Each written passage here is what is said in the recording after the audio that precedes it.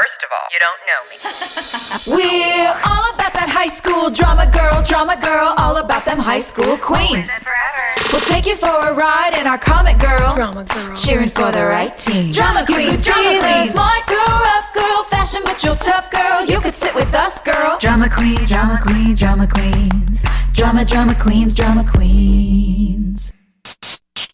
Hi, friends. Welcome back. We have Amanda Schull today, and we're talking all about episode 721, What's in the Ground Belongs to You.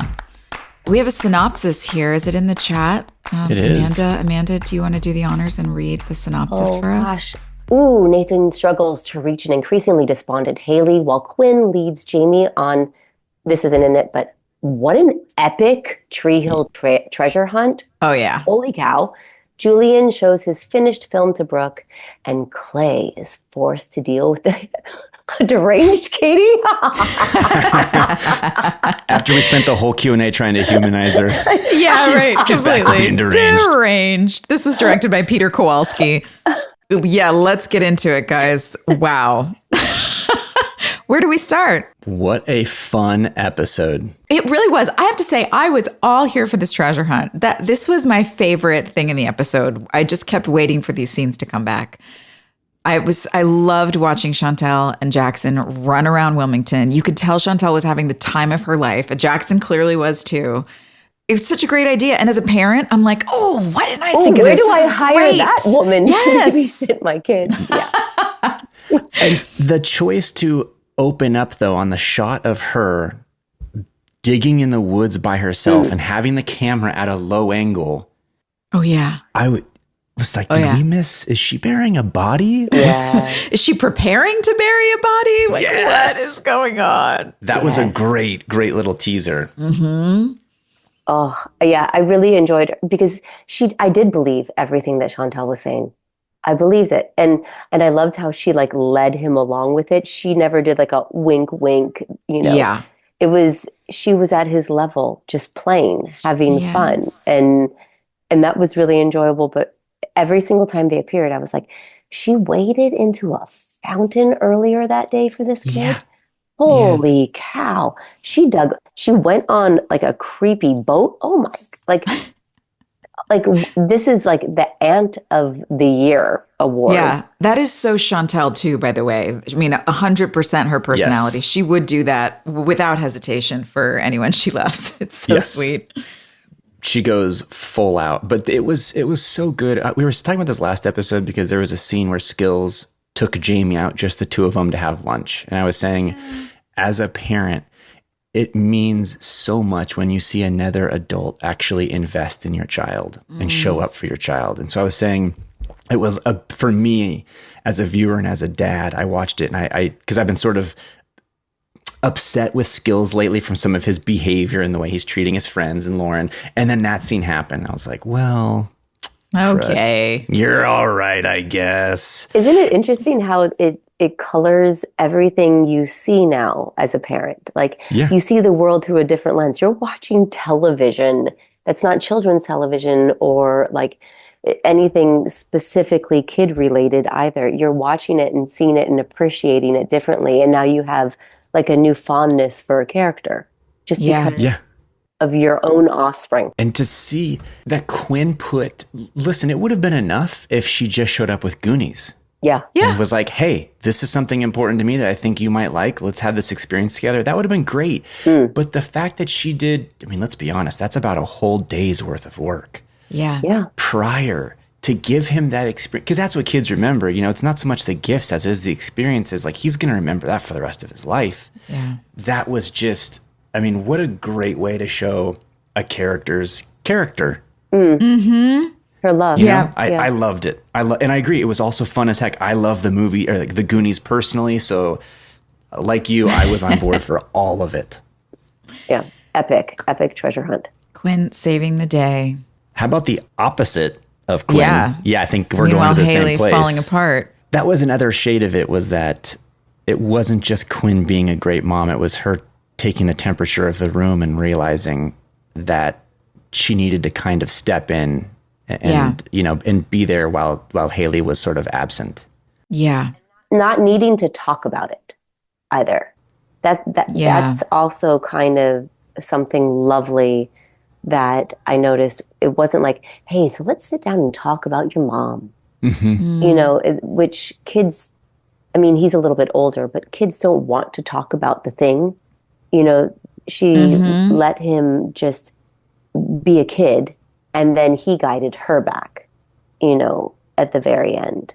And then that beautiful, sweet note at the, you know, where we all just kind of broke a little bit, you know, but it is really different to watch it as a parent now, to see an adult showing up and not needing it to show up because of the thing. I'm just showing up because I love this movie and we're just going to watch this movie, you know? That's so true. Kids don't want to talk about the thing. Like, and they don't necessarily need to. Like, I learned that just being a parent, you know, I'm such a problem solver. I love to dive into things and dissect things and figure out the thing. And having a kid really gave me a new ability to just step back and like, we don't have to solve everything right now. We don't have to dissect everything right now. Like if there's something you want to talk about, what's the most efficient, least amount of talking that we can do? We can say one or two things to each other and then move on. If I've got a point to make, I better make it quick because she jumps on me too. She'll be like, okay, Mom, I'm lost. You're boring me. It's too much. Like, okay. So it's a skill to learn how to do that. And I love that Quinn has that skill without even being a mom. She just has that instinct to, no, we're pals. Let's just hang. Things get worked out sometimes just by being in someone's presence. You don't always have to talk about it. Yeah. I think adults like to talk about it and kids can work through it more easily. I've noticed that with my son. First of all, something I've learned from him is how to just get over stuff. You know, he doesn't dwell on stuff. And he's taught me kind of the art of not just forgiveness, but of just, people do some cruddy things sometimes. And then it's up to you to get over it, you know, and he'll just get over it. And if he wants to talk about it a little bit, you know, and I'll say, I'm sorry that I got upset earlier. I was really frustrated and I was in a rush or, you know, whatever it is. And he's like, it's okay. Rather than just dwelling on it and being like, yes, when you got upset, you know, he's a kid and these little things happen and you just move on. Do you think it's partially because of what we were talking about earlier about how it's very human nature to want to compartmentalize and reduce people down in the moment to whatever the worst moment is, that as adults, we feel the need to explain ourselves so that we don't get reduced down. And Probably. With kids don't have that instinct. It's just like they can see you as a whole picture, and that one little thing doesn't color the whole picture the way that we overthinking things. Like, what is that? All the time we are. Yeah. All the time we are. I mean, I try to remind myself, it's like whatever happens, it's all just information. And it's the narrative that I choose to hang on it that makes it painful or joyful. And I think the thing with kids is they're not putting a narrative on things. It's like, that happened, I'm going to feel it, and then it's gone. Whereas adult, it's like, I got cut off in traffic. Well, it's because that person thinks their time is more valuable than mine. They don't care about me. They probably think they're better than me. It's like, my brain is a meaning-making machine, and it is constantly telling me a story, and I suffer because of that story, not so much because of what actually happened. You know, and I think kids they haven't had that trauma yet. They haven't had to develop the coping mechanism yet. So they're just like, cool, you did that thing. It stunk. Great. What are we having for lunch? Yeah. And they take you at your word too. Like if I do something that am dismissive, or I don't pay attention to her in a moment when she is asking me to, and then I forget what she said. When I apologize, it's okay. Thank you. I love you. Your apology. They accept it and move on. Yes. Yeah. Man. Hey, can the three of us make a pact that we are going to accept apologies and move the F on? Yes. Yeah. At least the next month. Let's work on the next month. Can we do that? Guys, we're like the emotional Goonies, okay? We're going on our own adventure. hoping to find serenity and peace. Yes. Like, let's check back in a month. I'm so in for that. I'm in it, Amanda. I have a note in my phone. I have 2 notes that I keep at the bottom of my to-do list, so I see them every day. And one of them is just don't take it all so seriously, which I need to remind myself of all the time, and stop assuming you know how this is supposed to go. Good one. Because it's like, but the kids, you're right. It's like, just don't take it so seriously, because in my head, it's like, come on, we're gonna, this isn't when we do bath time. It's like, it's bath time. It's just a bath. Like, the stakes couldn't be lower. You're just tired and you haven't had a meal in 8 hours. Have a snack. Take a breath. It's all okay. You know what I mean? The stakes couldn't be lower. I see it, but it really grows in us the older we get. My daughter's 13 now. I can see in her and her friends the fear around school, around, even as something as simple as raising your hand in a classroom, that fear grows in us. That wasn't there when she was 5 and 6 in kindergarten and first grade. If she had a question, you just raise your hand or you just shout it out. And it's the repetitive squashing of curiosity, I think. And that grows this sense of fear around, and judgment. Yes, right? yes. So it's squashing of curiosity, and also the judgment, like, well, people might think I'm silly or stupid for asking this question, or, my son will just hear music and just break into dance. He probably won't do that his whole life. Right. Because he's going to feel self-conscious at a certain point. Mm-hmm. And the sense of, with the classroom stuff, with worrying about, am I going to get a good grade? Am I going to do well on the test? And there's so much pressure and there's so much stress. And I'm like, it's 6th, it's 7th, it's 8th grade. Like, this is when you're learning how to, no one's expecting you to do it perfectly. This is what life is for right now, is learning how to make mistakes and be okay with it and forgive yourself and forgive other people. And like, this is what we should be learning. But this standard of perfection that they're always trying to hit. But that's also, kids are sponges and they reflect everything we do. So they'll see, once they get out of the home and they see other adults doing that too, but they just want to mimic everything, right? Mm-hmm. Yeah. So if they see us judging things and if they see us, second guessing our behavior, they're going to do the exact same thing. Yeah. My son is like the most resilient human I have ever seen in my entire life. And I would love to take credit for it, but I can't. It's like kids are naturally resilient, Yeah. Like, oh, I messed up on this, but that's okay. I can still do this. And he'll turn it into something else, his little drawing or whatever it is. Like, may we all have that outlook on our own lives, Yeah. And we're seeing it in Jamie in this episode too. Oh, the way way to circle that he's back. just Well done. bouncing back. But isn't it? It was so heartbreaking though, because so he walks out when Haley's sort of just despondent by the pool, and he says, "Mama, I made my own breakfast and cleaned everything up." And I don't even think Haley makes eye contact with him. She just says, "What do you want, a gold star?" And it was so sad on 2 fronts. One, that obviously, that he's just being admonished, and discarded is so sad. But it's also sad because at that young of an age, I don't know where the line is between caring about someone and feeling responsible for someone else's feelings. Because a child should never feel responsible for their parents' feelings. Yeah. Like, it is not my kid's job to regulate my mood and my feelings. My child is not responsible for my happiness. And so there was so I think just because I also have that in me, I watched it and I was like, ooh, I love that you love your mom, but it's a bummer that you're 8 and you are trying to fix her happiness. Yeah.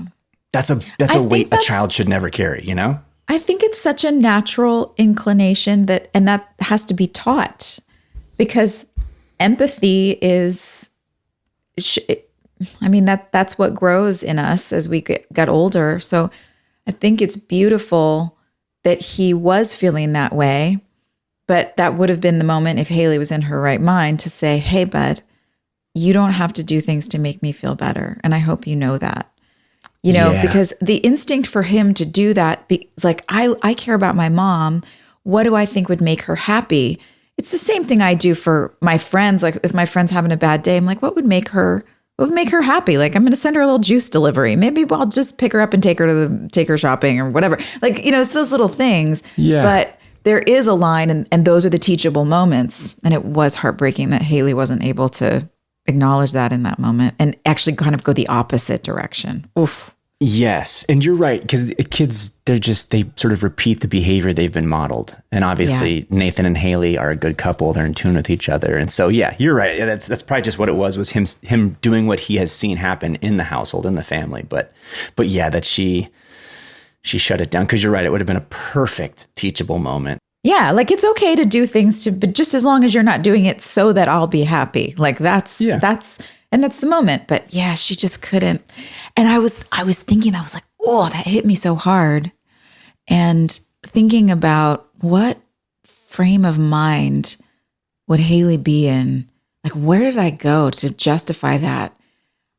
I think it was the idea that it's like why is everyone expecting, like I can see it from where Haley's brain was in that moment, the idea that you're supposed to clean your room.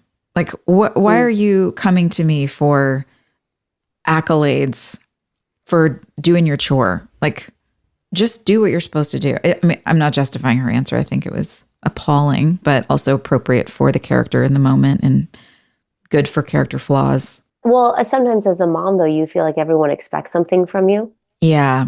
And it could also be that. It's like, yeah, great, you're supposed to do that. What do you want? What do you want from me? Yeah.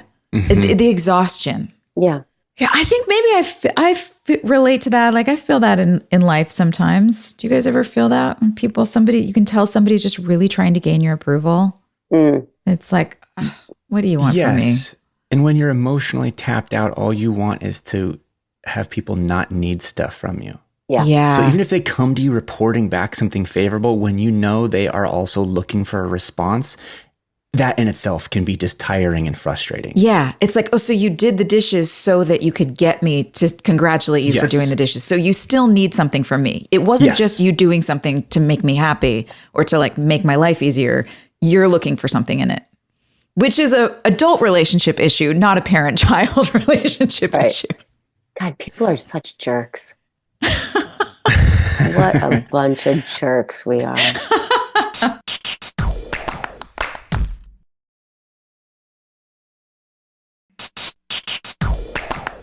Speaking of jerks, I loved the way that both Nathan, though, and Jamie really tried to rally around Haley. And to the point where when they are in traffic, Nathan and Haley, by the way, I had forgotten that Nathan had bought the red Porsche off the woman in that episode. The red Porsche.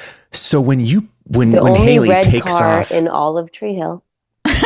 True. Yes. But when you did the episode prior, I think at your music video, when you got in the red Porsche and took off, I thought, oh my gosh, she got in the like prop car and peeled out. I didn't realize it was your own car. That makes a lot more sense. But when you guys are in traffic and Haley just randomly gets out of the car and Nathan doesn't even think twice. He's like, okay, this seems like the responsible thing to do. 2-lane road. I'm just going to leave my Porsche right in the middle of it. It's so good. It's such a great husband, like hero moment move. That's it. And he didn't even go like, I'm leaving my car. Like he didn't burden her. He was like, cool, this is what we're doing and I'm here for it. I think he said, you're right. It's a nice day for a walk. Something like that. But yeah, you're right. Good idea. Yeah. Let's stretch those legs.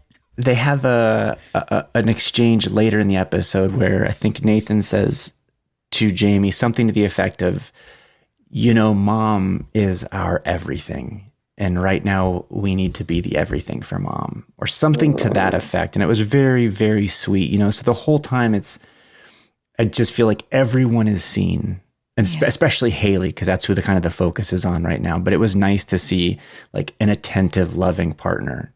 He's not forcing it. He's giving it space. He's just being there for her. A son who's emotionally attuned enough to go, my mom's a court low. I'm going to see if I can help out. Yeah. And then Quinn rallies around. Brooke comes by the house. It was really nice to see people rally around someone that they loved going through a really difficult season.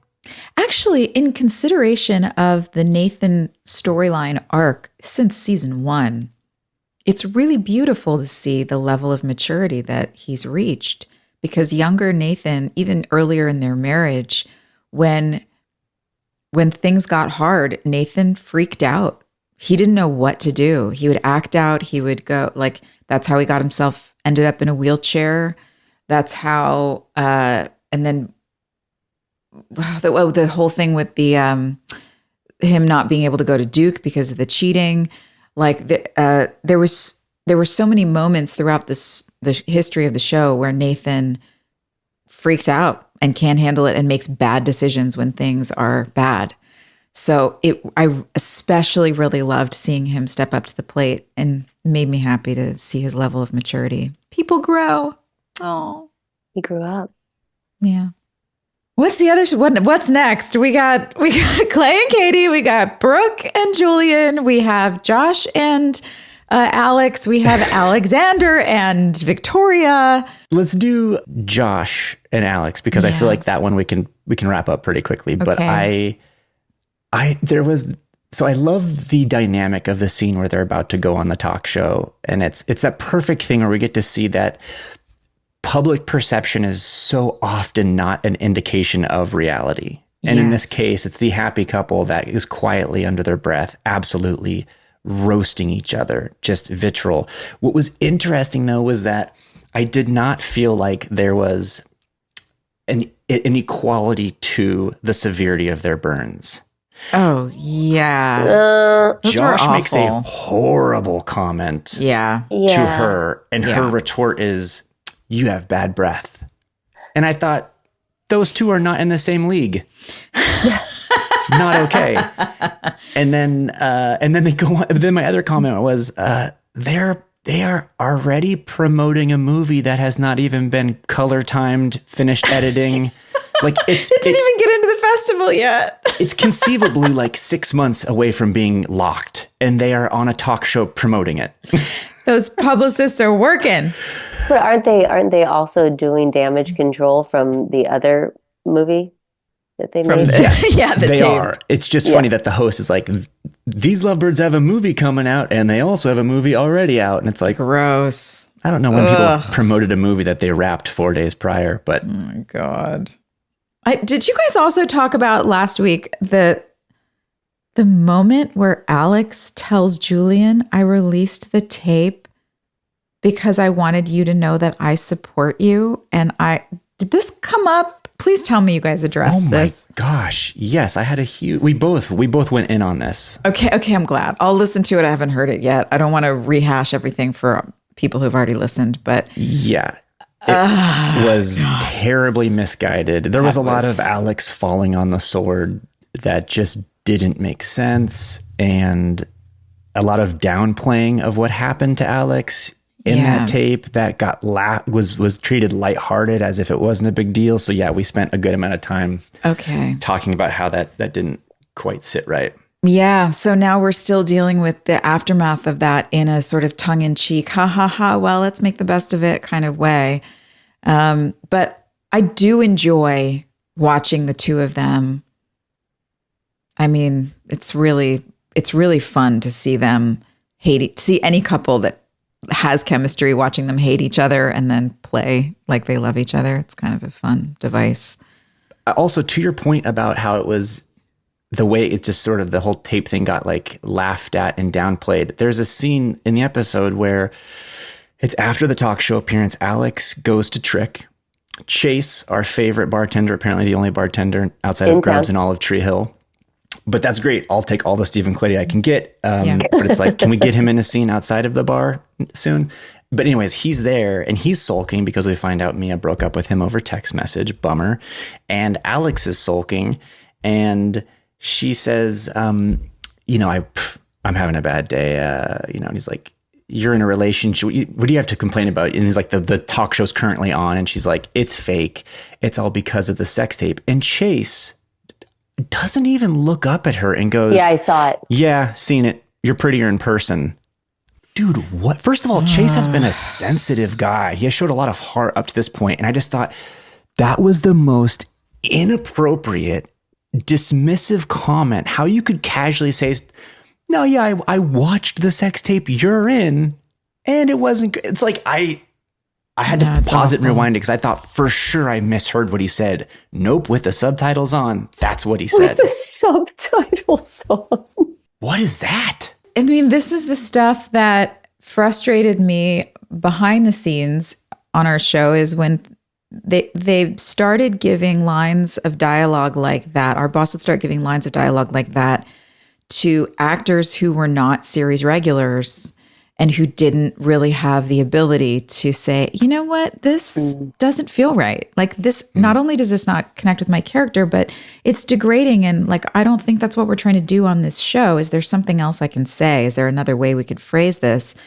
Those actors weren't in a position to speak up and say anything like that because there was this looming threat of like, oh, if you say anything other than exactly what's on the page or even have a question about it, like we'll just replace you. We don't need you on this show. We'll bring in another person to fill in our huge cast. May I say, as a guest star, not necessarily on this show, but yeah, I have been lucky enough to be a guest star on a lot of other shows. You're just sitting at the table for the day. You know, it's not your class. You know, you're just, it's somebody else's house and you just kind of do what you're told. Mm-hmm. And I know I personally, especially at that point in my career, wouldn't have felt comfortable if I had had the opportunity to, you know, to have dialogue that felt dismissive or unkind or sexist or bigoted or, you know, whatever, you know, fill in the blank. I wouldn't have felt comfortable just because maybe that is the tone of the show and I just don't understand.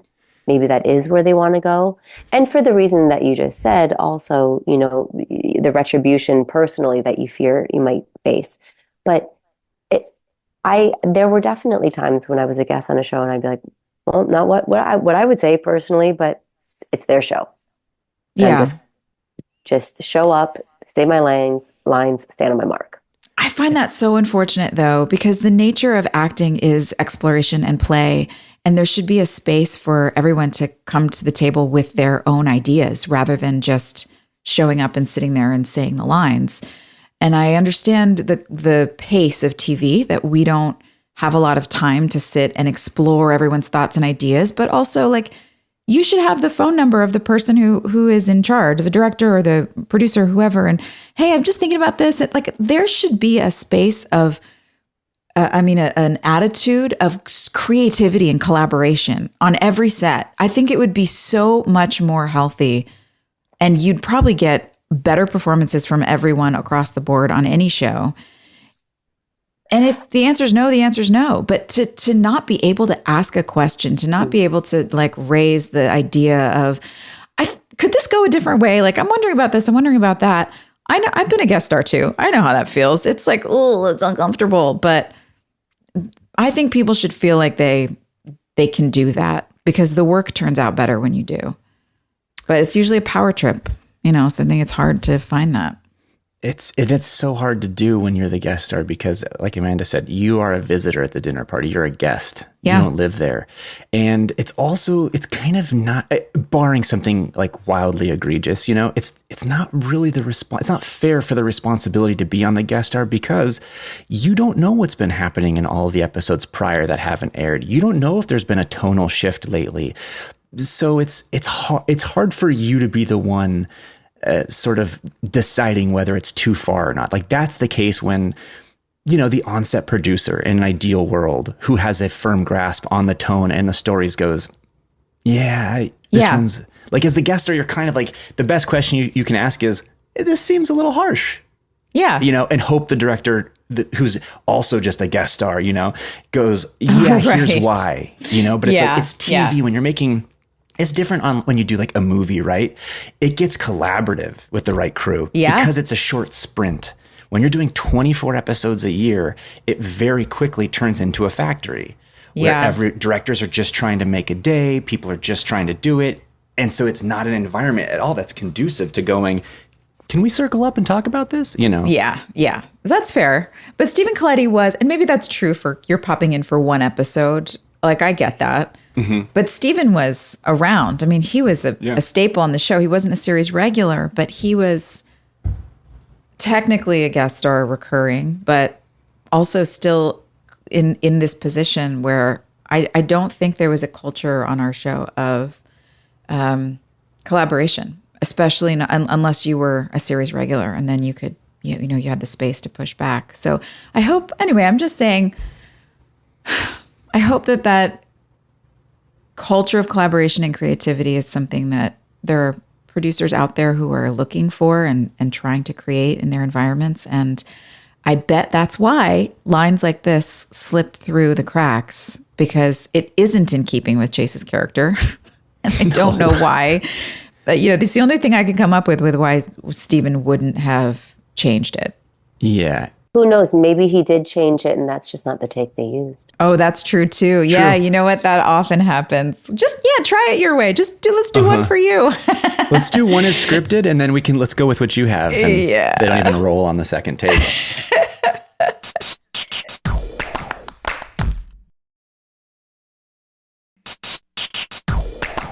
Let's get to some of the real fun, juicy stuff involving yourself, Amanda Schull.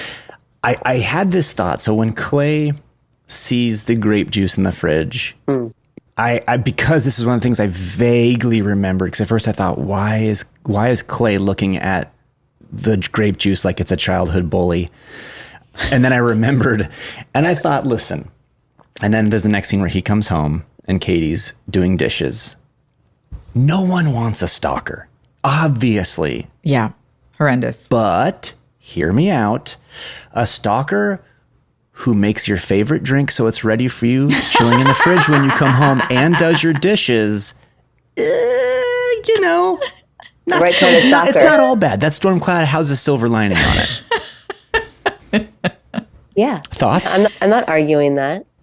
I wondered for a minute if Clay was going to buy it. Only a little. You were so convincing, Amanda. You're very kind. I did wonder if Clay was going to be like, am I crazy?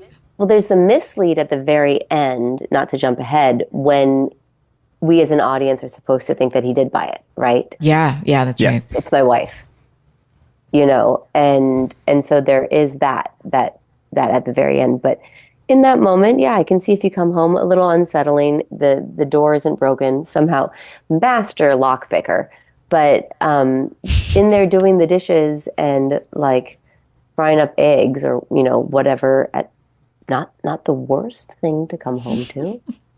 Yeah, she didn't make a mess. She tidied up. You pay people to do that. Yeah. He's a bit ungrateful, is what I'm saying. I mean, shouldn't have a stalker, but he could show a little gratitude, I had this conversation with Sophia last week where it's this really funny thing that our show does, but also I think a lot of shows and movies do, where there is this weird thing that happens when a character goes off the deep end. They not only go a bit crackerjacks, but they also simultaneously become an expert lockpicker and cat burglar. Where it's with You're Crazy is going to come some incredible sleuthing and lockpicking, because all of a sudden, Katie is scaling second-story balconies. She is expertly getting into the house undetected. She's getting past an alarm system. The art gallery. It's like, I don't know how a tennis player suddenly knew, but I just like that we all make this leap in logic where it's like, well, guys, she's gone cuckoo for Cocoa Puffs, so clearly she can pick a lock and hack an alarm system. I appreciate that you're seeing it so one-sidedly. You're not her first victim. I was going to say, I think she's done this before. Clay was her first and only. Rude. Sorry. You're not her that's first. Fair. That's a fair point. Not her it first hurts. lock to pick, Clay. Wow. Oof. Hard truths being shared on this episode of Drama Queens. You played it great, though. I mean, there's some really awesome scenes in 720 between you and Quinn at the art gallery, where you're just there. I think there is an inexperienced actor's choice when they're told to play a character who's unhinged to do more and to be bigger. And I think there's a power and doing less.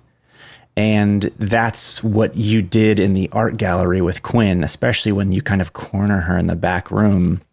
There is a real ominous feeling throughout that whole scene where she's sort of the trapped prey and you're the predator. And your stillness works so well for creating such an uncomfortable, tense feeling. Oh, well, thank you.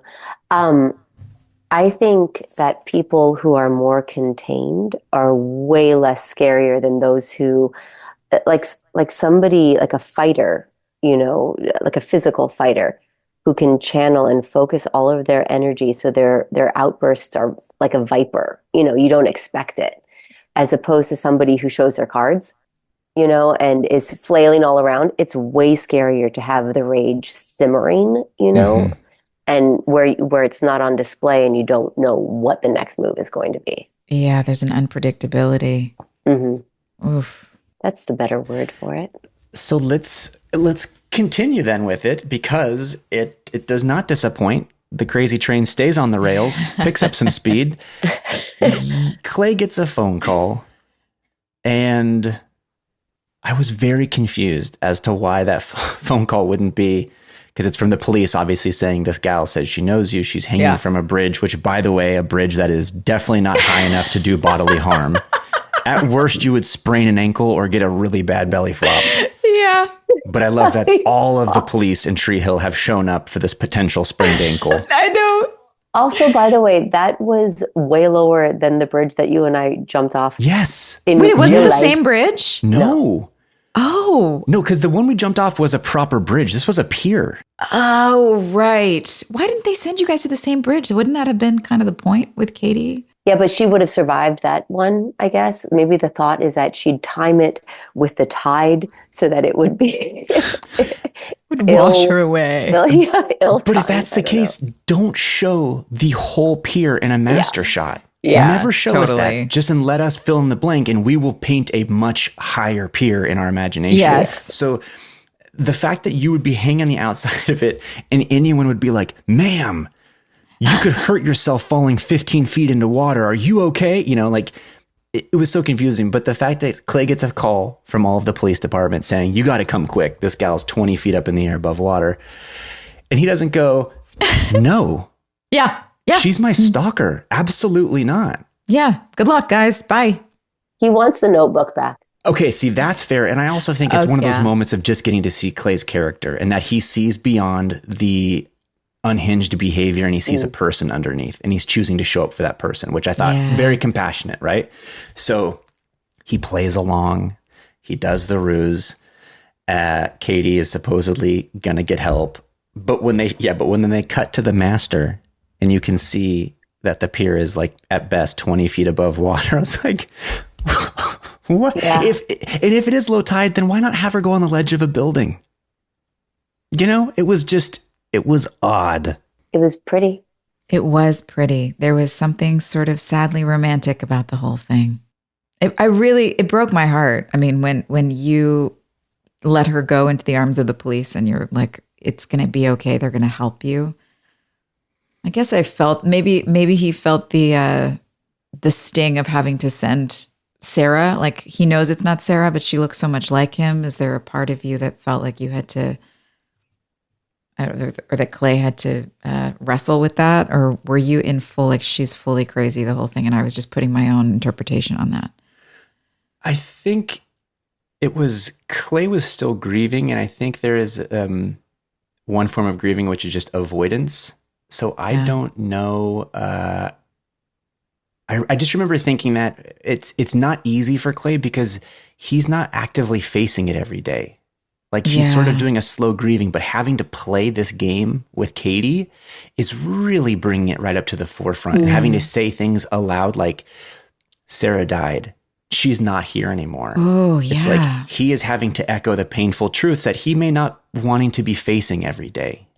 So Katie is actually facilitating his recovery.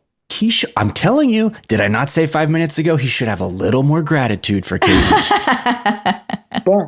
She does the dishes and she helps with mental health on your side.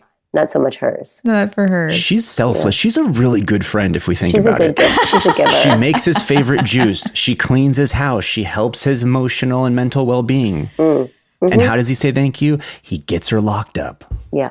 Clay's the villain in this story, I think we're finding out, guys. Clearly. Yeah, this is a plot twist we're just discovering now. I can't wait for the spinoff of Katie and her roommate just doing whatever they do. The things we did for those ungrateful men. It's going to be good. Yeah. Speaking of good, I loved Alexander and Victoria's storyline the whole episode. Yeah, that was fun. They have been so fun to watch. And I was worried that when Brooke called out Victoria last episode and she goes, "Oh, so you're not ashamed of this?" I thought that was going to be the end of it. I thought as soon as the cat's out of the bag, the fun's gone. Yeah. But the fact that she's into him and he's into her, and now they're talking about doing clothes for bros in New York together. I love it. Yeah, it's really sweet. The only thing I didn't like about it was that it makes me sad because does that mean we're going to be seeing less Victoria in future episodes? I know. I think so. I think it does. I know. She's so good. Oh, man. I remember doing that scene with her, too. The scene. Oh, that was a beautiful scene. In Clothes of Her Bros, where she just sits me down and talks about my mother and what my mother would want for me as Haley. Oh, I remember shooting that scene with Daphne. Daphne and I were getting close at the time. Like we were really spending a lot more time together behind the scenes as well, having dinners and just running errands together. And she was becoming a mentor for me, and which I desperately needed at that time in my life. And so that scene holds a special place in my heart because I remember it feeling very similar to a lot of conversations that she and I were having offline, or off screen. She's such a wonderful woman, like really deep, soulful, brilliant woman. And I loved seeing that come out in Victoria finally too, who we would never expected that from. I also really appreciated that your character didn't respond. That it wasn't just a sudden light bulb moment where writers felt compelled to make you say, okay, I get it now. Because her words were so sage that another script could have the light bulb moment, you get it, and then be just fine, and that's not what it was. You processed it, but you were still angry at the world, Yeah. Yeah, it still gives us somewhere to go. Mm-hmm. The softer side of Victoria has been so much fun to watch come to light. And the way she has shown up for Brooke throughout the season, and then Millie, and now Haley. And it was the perfect thing because kind of like Amanda's saying, there was such a finesse to the scene in that it wasn't forced. Victoria started by being like, "You want to snap at each other? I can play this game. I'm better than you, in fact. Sit down."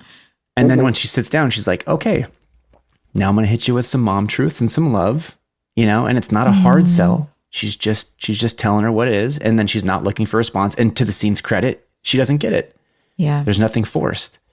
Also, before anyone comes for me in the comments, I apologize. It was not grape juice, Clay's favorite drink. Apparently it was grape Kool-Aid because I surely would have been roasted for that. So that's right. Noted. That's right. Fixed. But also seeing Brooke respond to Victoria, just emotionally being able to watch her mom be a mom, like show up as a mom for somebody else. It looked like it was really healing for Brooke's heart to know that her mom has that capacity and, to see the arc of their relationship over the course of the last few seasons, that she also has grown and arrived in this place where she's much more open-hearted and willing to be vulnerable. I really loved that. And I think Brooke is getting so much right now. It's really nice to see after her struggling through so many things that finally all the pieces are starting to fall into place relationally for her. That does my heart good as a fan to watch.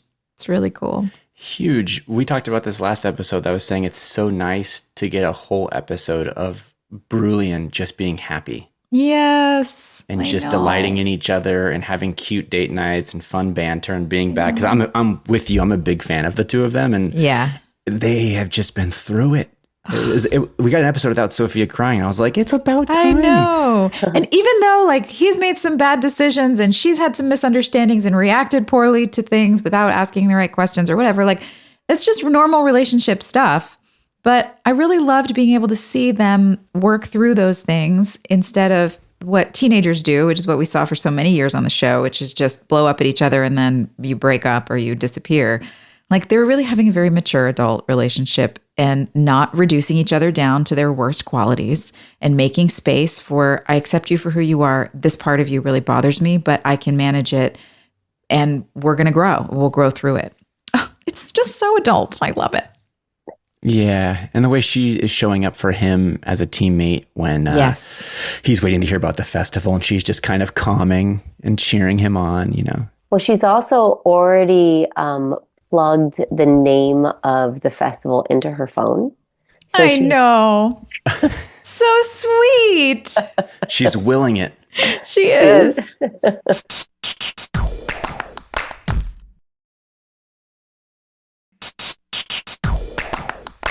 Did we talk about India and Grubs yet? Or no. Miranda and Grubs yet? Let's talk about Miranda and Grubs. Okay. That was not the travel outfit I would have chosen for an international flight. That was the first thing that went through my head. Me too. I was like, that's perfect. No, but that was literally the first thing I thought. I was like, that's comfortable for like an international. That's a long time to be in. I think Miranda strikes me as the kind of person who also travels with carefully folded cashmere pajama sweatsuit in a silk bag that probably is in her carry-on. True. So she'll dip into the first class loo and change for her. Look at you using the lingo. I mean, I feel like this is her vibe. Man, I like the device of this as a way to get Grubs and Mia together. I don't know if they have a romance or if they just start making music together. I can't remember. But I do like this piece of the puzzle. But it's kind of sad. It's like, does this also mean India's leaving? Yeah. I mean, I hope not. But is she pulling a Harry and the Hendersons? Is she doing the thing with him where at the end when she's like, because I don't want you to come. Because he's like, you didn't ask if I'd go. And she screams at him really harshly. Yeah, that was intense. Is she doing the Harry and the Hendersons thing where she really likes him, but she just knows what's better for him? I don't know what the Harry and the breaking his Hendersons heart on purpose. Will they send him back out into the wilderness? Yeah, the ending scene is not the reference I would have chosen. Casablanca. Like, I feel like we've got a lot of Harry and the Hendersons. Because I've already used it on the show, so people have probably Googled it or they already know it. Okay. And 2, I have so little original material. They went to their local Blockbuster and got their VHS and watched it. That's right. That's right. It's the end of it where John Lithgow takes the Bigfoot out to the woods because he realized he can't have the life he's supposed to have living a domestic life with his family.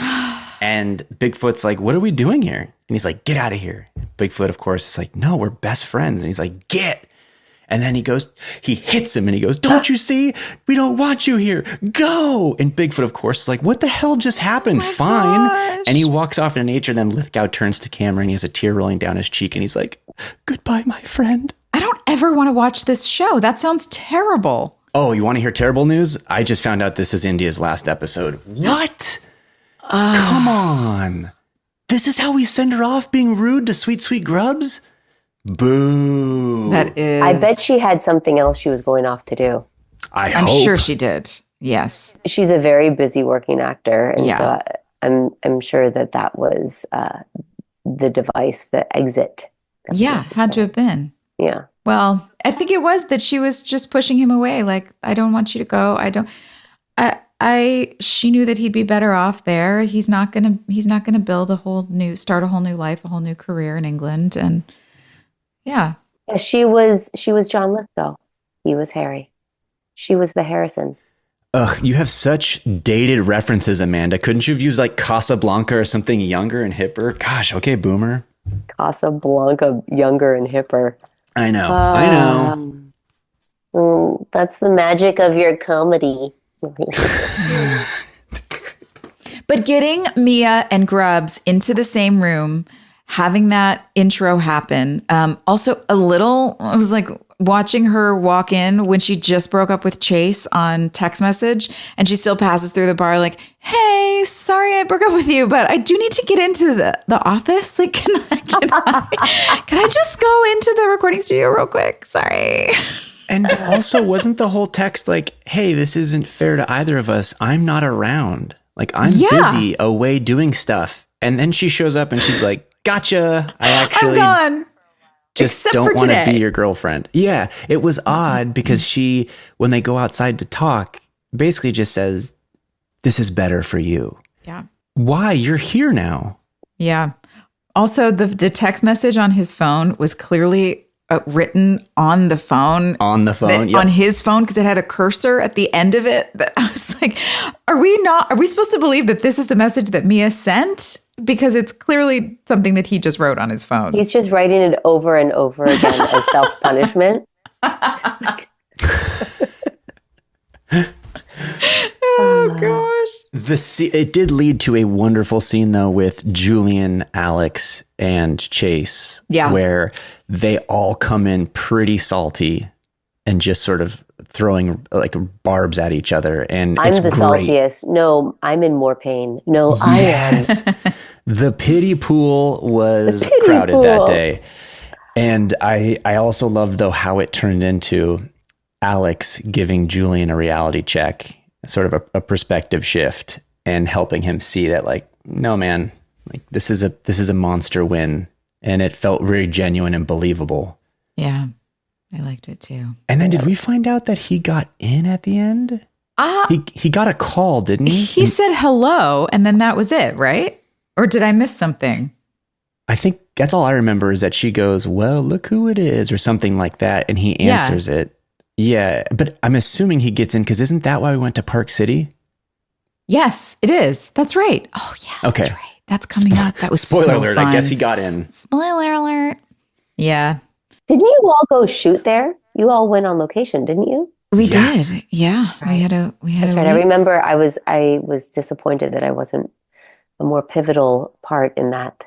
She breaks out of the psychiatric hospital and follows him. There you go. Yeah. No, I remember you were all getting ready to go. Oh, bummer for me. I'm excited to see where the Katie stuff goes. I remember some of the broad stroke endgame things, but I don't remember the road to getting there. I don't either. This has actually been fun for me to watch because I definitely did not watch these episodes.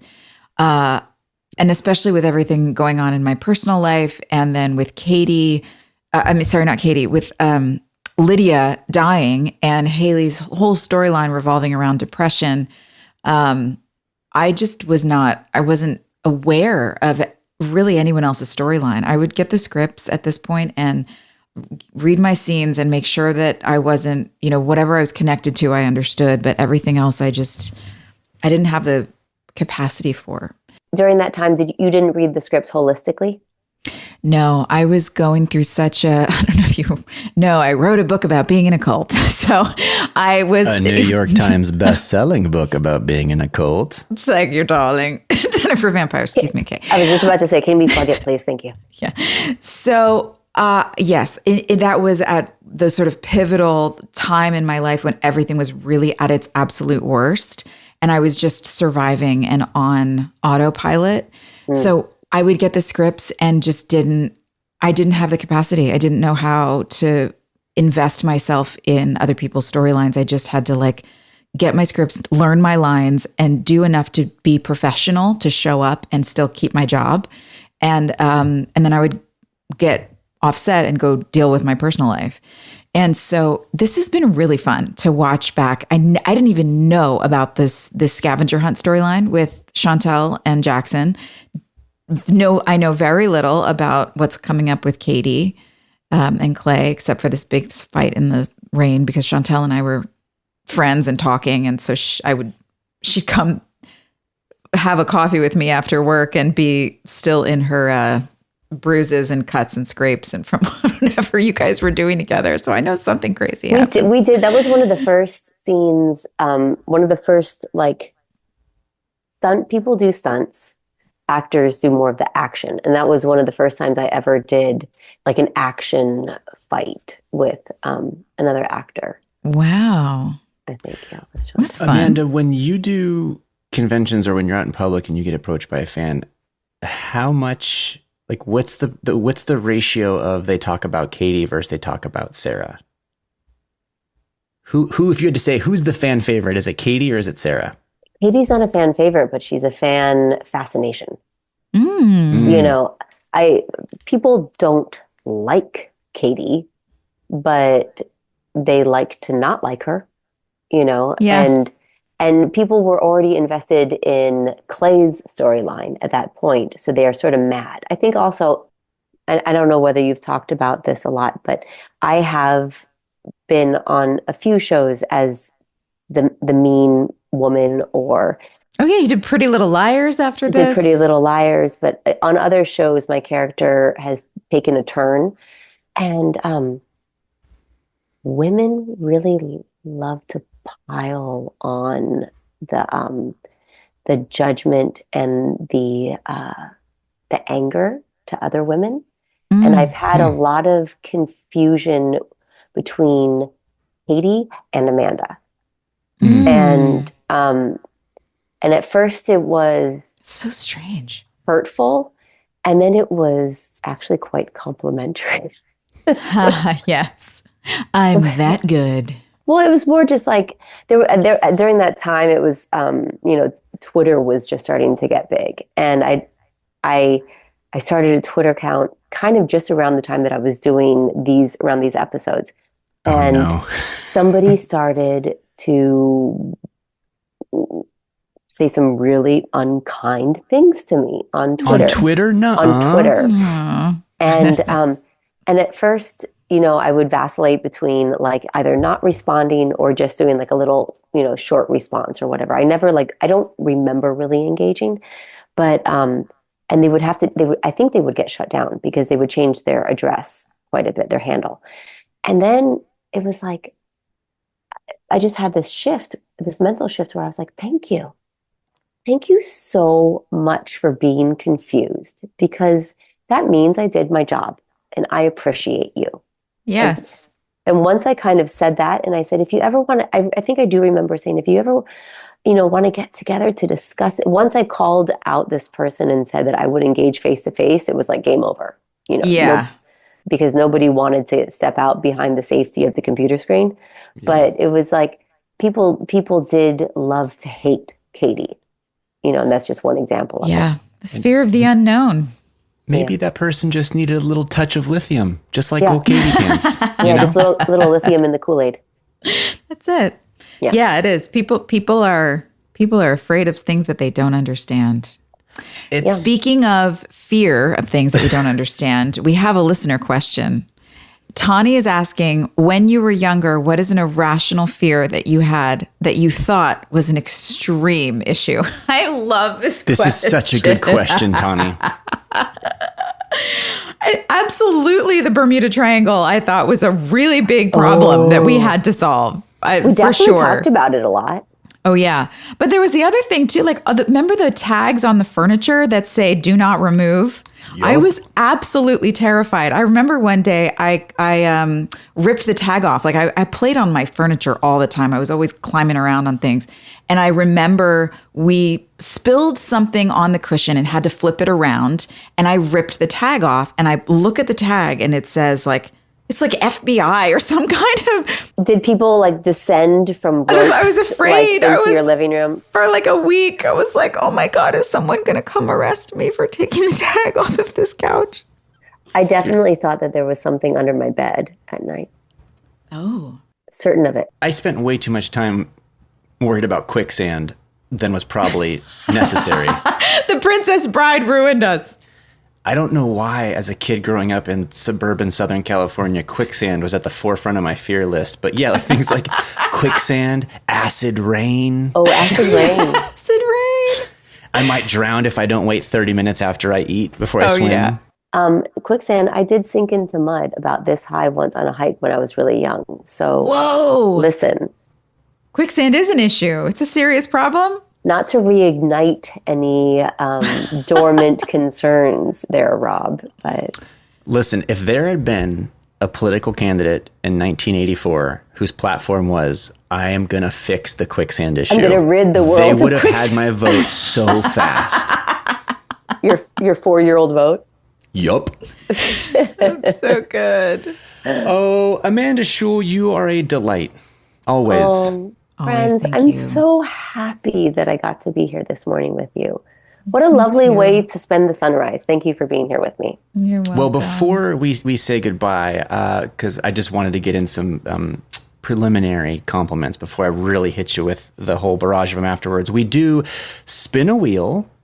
Oh, no. And we do an honorable mention. So we're not quite done yet. Let's spin that wheel. So the wheel is most likely to, Amanda. So it's like in your high school yearbook, you've got most likely to become president, most likely to, join a tennis club or whatever. Anyway, okay, here's what we have.